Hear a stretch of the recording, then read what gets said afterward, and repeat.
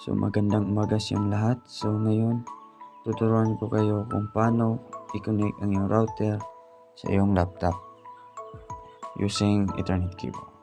So una, yung report natin ilagay sa LAN port sa likod ng router nyo. Tapos yung isa naman ay LAN port ng laptop nyo.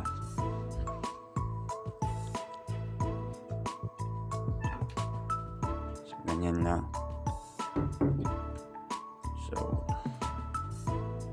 tapos check natin sa computer screen kung gumana ba.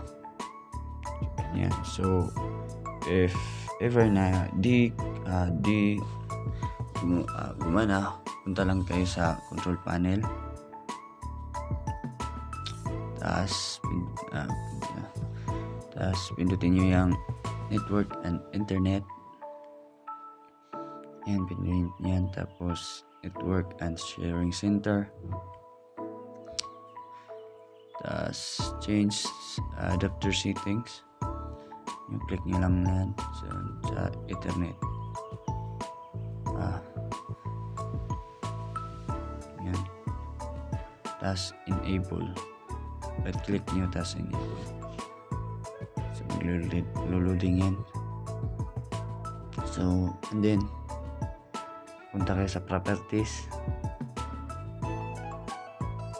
Tapos pindutin yung internet protocol. Yan. Tapos okay nyo lang.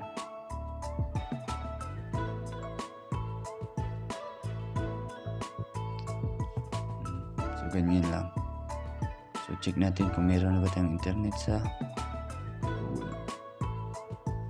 So as you can see, naglo-load na siya. So meron siyang internet and goods. So ganyan lang. So thank you for watching.